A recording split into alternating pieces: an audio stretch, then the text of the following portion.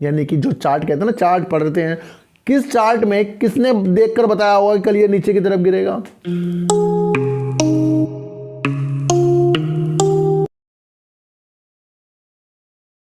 नमस्कार, मैं स्वागत करता हूं आपका अपने चैनल में जिसका नाम है सार्थक बाजार से। और आज बात करते हैं सुजलोन एनर्जी की, क्योंकि मैं सुजलोन एनर्जी में सर पिछले 3-4 दिन से कंटिन्यू वीडियो बना रहा हूं, क्योंकि जिस शेयर में मुझे संभावना ज़्यादा नज़र आती है उस शेयर का मैं पीछा फिर छोड़ता नहीं, चाहे उसके अंदर लोअर सर्किट लग जाए, चाहे उसके अंदर अपर सर्किट लग जाए। सर जैसे ही कल इसके अंदर थोड़ी सी गिरावट आई थी तो मुझे जो शंका जो पैदा हुई कि मैंने कहा इतनी अच्छी न्यूज़ आ रही है और चारों तरफ आपको विंड एनर्जी दिख रही है, तो ये मामूली गिरावट हमारे हृदय को तोड़ नहीं सकती। तो तोड़ दे हमको, ऐसी चीज़ों से हम वास्ता कभी रखते नहीं सर, ध्यान रखना मेरी बात, क्योंकि हमारा जो मनोबल है मजबूत है। और मैंने आपको पहले कहा था कि शेयर तो हमें ऐसा ढूंढना पड़ेगा जो हमें वो पुरानी कहावत याद दिला दे कि जो पेड़ों में उगते हैं। ये अगर कोई कहावत को दोबारा सत्य करने की चीज़ें हमें नज़र आएगी, वो आएगी सर सुजलोन एनर्जी से, क्योंकि सुजलोन एनर्जी हमारे लिए एक पैसों का पेड़ है सर, ध्यान रखना मेरी बात को। क्योंकि सर गिरावट के तौर पर लोग इसके अंदर माल दबाए जा रहे हैं। ध्यान रहे, चारों तरफ न्यूज का जो सिलसिला है सब में आपको विंड टर्बाइन जो होते हैं, बड़े बड़े पंखे वाली मशीन जो जिसे कहते हैं, जिससे बिजली बनती है, और सब जगह आपको वीडियो में वही दिख रहा है। तो कोई भी ये समझ सकता है कि इसके अंदर ज़्यादा वॉल्यूम भी बनेगा और ज़्यादा इसके अंदर ऑपरेटर भी घुस जाएंगे, क्योंकि ये इतनी तेज़ी की तरह ये इंडिया में बढ़ता जा रहा है, पूरे वर्ल्ड में बढ़ता जा रहा है।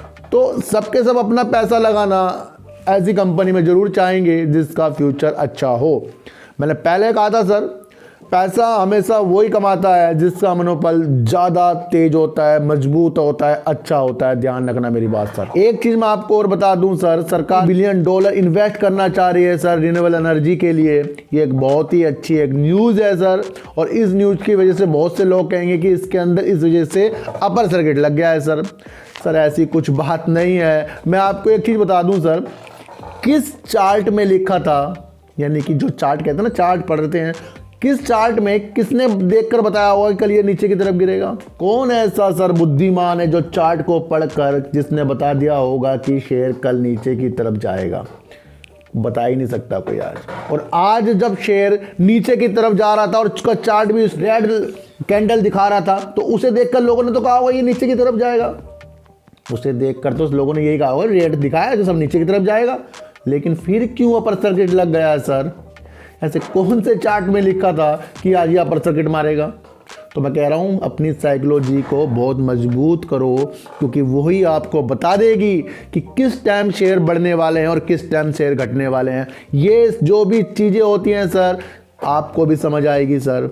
ध्यान रहे सर, कुछ भी चीज़ें समझने के लिए सबसे पहले जो आपके जज्बा होता है ना, जज्बा, कभी देखा आपने कोई आर्मी में भर्ती होने के लिए जा रहा है, उस पर कितना जज्बा होता है, या किसी को डॉक्टर बनना है या किसी को IAS अधिकारी बनना है, उसके अंदर कितना जज्बा होता है सर, होता है। या किसी को किसी का रिकॉर्ड तोड़ना होता है, उसके अंदर कितना जज्बा होता है सर, वो जज्बा ही उसको विजय दिलाता है, ये ध्यान रखना। और शेयर मार्केट को लोग जो हल्के में ले रहे हैं ना सर, कि इसे बस इसमें तो पैसा लगाया काम हो गया, तो इसमें भी जज्बे की जरूरत होती है सर। ध्यान रहे, जिन्होंने आज से नीचे गिरावट को देखते हुए अपने शेयरों को बेच दिया होगा, तो उसने अपने जज्बे के कारण ही इसे बेचा होगा।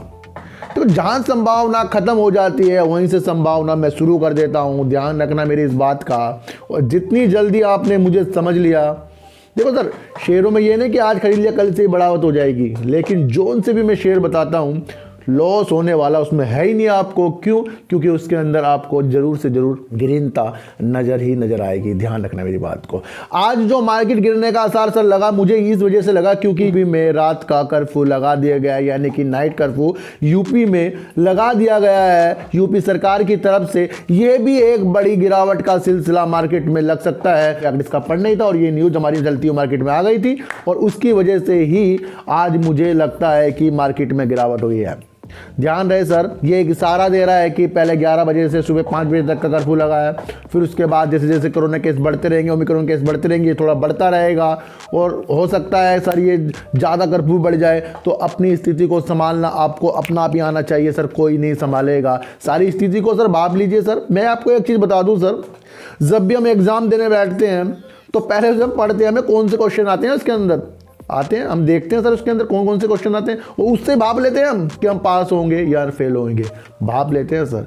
तो उससे ही कह रहा हूँ मैं, जो आपकी मनों की स्थिति है ना सर, इसको इतना मजबूत कर लो कि आप आने वाली जो शंका होती है उसे भी आप भाप लो और उससे चुपचाप होकर निकल लो। मैंने कहा था कि अभी खरीदारी करने का मौका किसी भी शेयरों में नहीं बन रहा है, जिसके पास जौन से शेयर है उसको लेकर बैठे रहो बस, और इस मार्केट में, चलती मार्केट में करना कुछ नहीं है सर।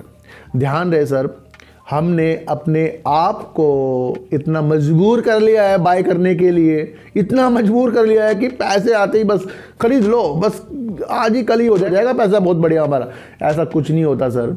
और सुजलोन एनर्जी आने वाला एक सितारा है, इस सितारे को आपको संभाल कर रखना ही पड़ेगा। मैंने आपको पहले कहा था कि एक ऐसा पेड़ तो होना ज़रूरी है जो हमें ये कहावत को सिद्ध कर दे कि पैसों का पेड़ भी होता है। सरकार की तरफ से भी सर $15 बिलियन इन्वेस्ट हो रहे हैं रिन्यूएबल एनर्जी से, ये भी एक इशारा है कि इस शेयर को ये ऊपर की तरफ ले जाएगा।